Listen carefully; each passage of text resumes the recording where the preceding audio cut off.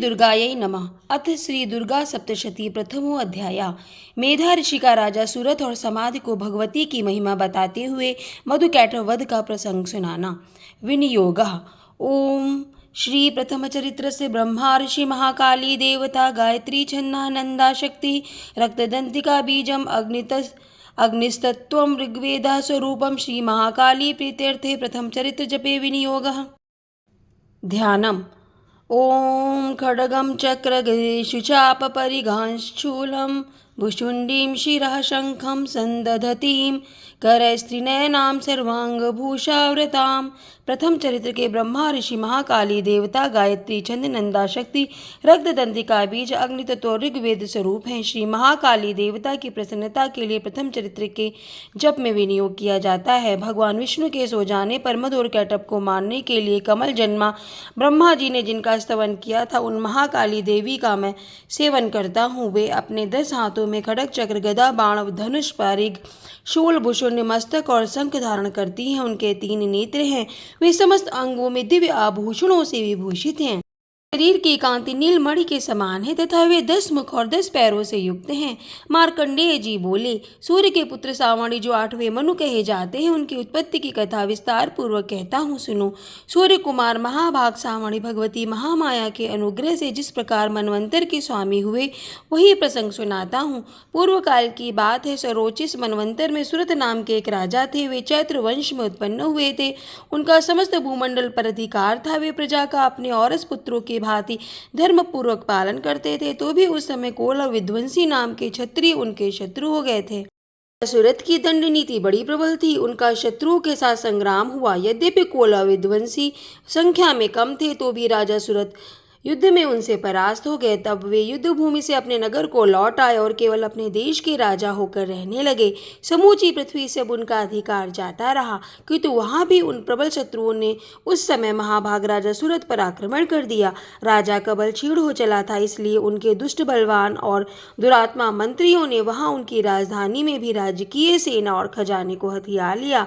सूरत का प्रभुत्व नष्ट हो चुका था, इसलिए वे शिकार खेलने के बहाने घोड़े पर सवार हो वहां से अकेले ही एक घने जंगल में चले गए। वहां उन्होंने विप्रवर मेधा मुनि का आश्रम देखा, जहां कितने ही हिंसक जीव अपनी स्वाभाविक हिंसावृत्ति छोड़कर परम शांत भाव से रहते थे।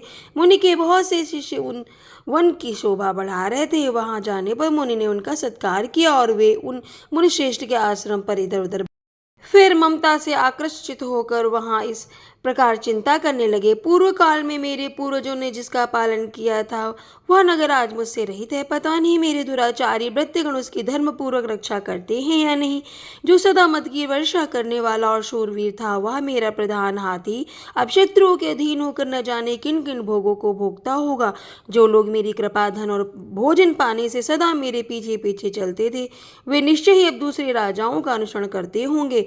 उन अपव्ययी लोगों के द्वारा सदा खर्च होते रहने के कारण अत्यंत कष्ट से जमा किया हुआ वह मेरा खजाना खाली हो जाएगा। ये तथा और भी कई बातें राजा सूरत निरंतर सोचते रहते थे। एक दिन उन्होंने वहां विप्रवर मेधा के आश्रम के निकट एक वैश्य को देखा और उससे पूछा, आई तुम कौन हो? यहाँ तुम्हारे आने का क्या कारण है? तुम क्यों शोकग्रस्त और अनमने से दिखाई देते हो? राजा सूरत का यह प्रेम पूर्वक कहा हुआ वचन सुनकर वैश्य ने विनीत भाव से उन्हें प्रणाम करके कहा। वैश्य बोला, राजन, मैं धनियों के कुल में उत्पन्न एक वैश्य हूँ। मेरा नाम समाधि है। मेरे दुष्ट स्त्री पुत्रों ने धन के लोभ से मुझे घर से बाहर निकाल दिया है। मैं इस समय धन, स्त्री और पुत्रों से वंचित हूँ। मेरे विश्वसनीय बंधुओं ने मेरा ही धन लेकर मुझे दूर कर दिया है, इसीलिए दुखी होकर मैं वन में चला आया हूँ। यहाँ रहकर मैं इस बात को नहीं जानता कि मेरे पुत्रों की, स्त्री की और स्वजनों की कुशलता है या नहीं। इस समय घर में वे कुशल रहते हैं अथवा उन्हें कोई कष्ट है। वे मेरे पुत्र कैसे हैं? क्या वे सदाचारी हैं अथवा दुराचारी हो गए हैं? राजा ने कहा, जिन लोभी स्त्री और पुत्रों ने लोभ के भय उससे तुम्हें घर से निकाल दिया, उनके प्रति तुम्हारे चित्त में इतना स्नेह का बंधन क्यों है? वैश्य बोला, आप मेरे विषयों में जैसी बात कहते हैं वह सब ठीक है, किंतु क्या करूं, मेरा मन निष्ठुरता नहीं धारण करता।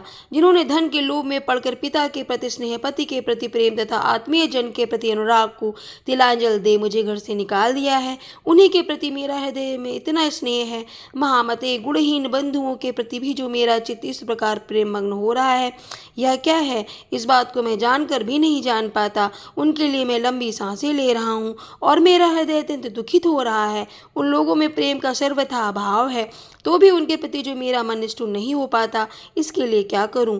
मार्कंडेय जी कहते हैं, ब्रह्मन उसके बाद राजाओं में श्रेष्ठ सुरत और वह समाधि नामक वैश्य दोनों साथ साथ मेधा मुनि की सेवा में उपस्थित हुए और उनके साथ यथा योग्य न्यायानुकूल विनयपूर्ण बर्ताव करके बैठे। तत्पश्चात वैश्य और राजा ने कुछ वार्तालाप आरंभ किया। राजा ने कहा, भगवान, मैं आपसे एक बात पूछना चाहता हूँ, उसे बताइए। मेरा चित्त अपने अधीन न होने के कारण वह बात मेरे मन को बहुत दुखी देती है। जो राज्य मेरे हाथ से चला गया है, उसमें और उसके संपूर्ण अंगों में मेरी ममता बनी हुई है। मुनिश्रेष्ठ यह जानते हुए भी कि वह अब मेरा नहीं है, अज्ञानी की भांति मुझे उसके लिए दुख होता है। यह क्या है? इधर यह वैश्य भी घर से अपमानित होकर आया है, इसके पुत्र स्त्री और भृत्यों ने इसे छोड़ दिया है, स्वजनों ने भी इसका परित्याग कर दिया है, तो भी वह उनके प्रति अत्यंत हार्दिक स्नेह रखता है। इस प्रकार यह तथा मैं दोनों ही बहुत दुखी हैं। जिसमें प्रत्यक्ष दोष देखा गया है, उसका विषय के लिए भी हमारे मन में ममता जनित आकर्षण पैदा हो रहा है। महाभाग, हम दोनों समझदार हैं, तो भी हम में जो मोह पैदा हुआ है, यह क्या है? विवेक शून्य पुरुष की भांति मुझ में और इसमें भी यह मूढ़ता प्रत्यक्ष दिखाई देती है।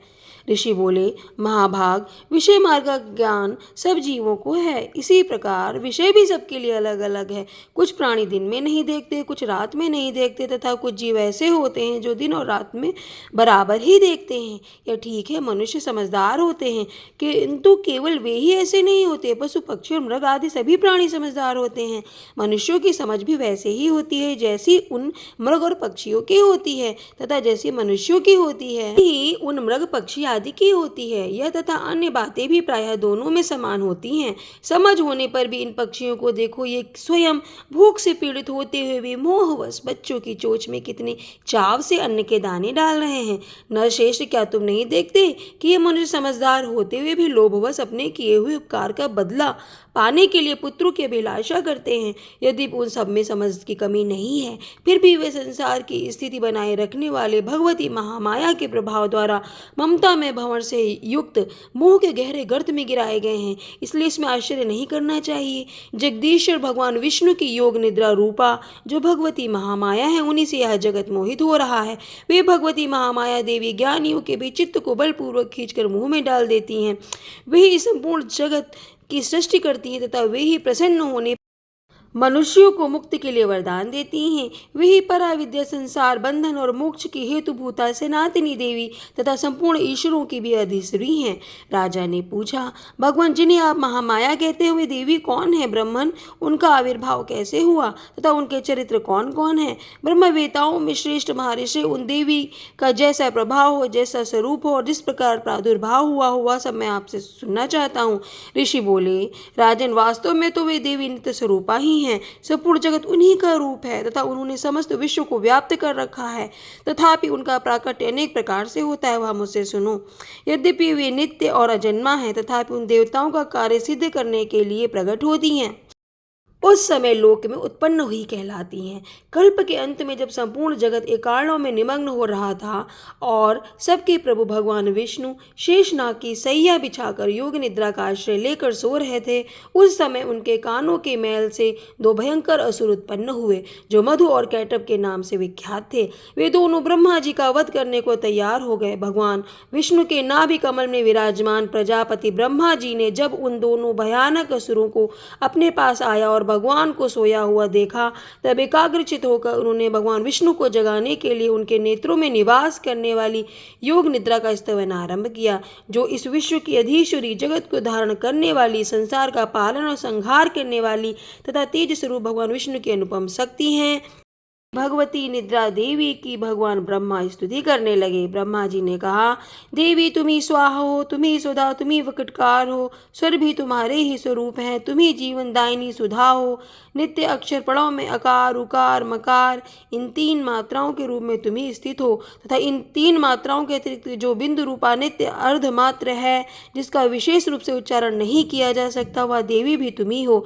देवी तुम ही संध्या, सावित्री तथा परम जननी हो। देवी तुम तुम्ही इस विश्व ब्रह्मांड को धारण करती हो, तुमसे ही इस जगत की सृष्टि होती है, तुम्हें से इसका पालन होता है और सदा तुम्ही कल्प के अंत में सबको अपना ग्रास बना लेती हो। जगन्मयी देवी, इस जगत की उत्पत्ति के समय तुम सृष्टि रूपा हो, पालन काल में स्थित रूपा हो और कल्पांत के समय संहार रूप धारण करने वाली हो। तुम्ही महाविद्या, महामाया, महामेधा, महास्मृति, मोह रूपा महादेवी, महासुरी हो। तुम्हें तीनों गुणों को उत्पन्न करने वाली सबकी प्रकृति हो। भयंकर काल रात्रि, महारात्रि, मोहरात्रि भी तुम्ही हो।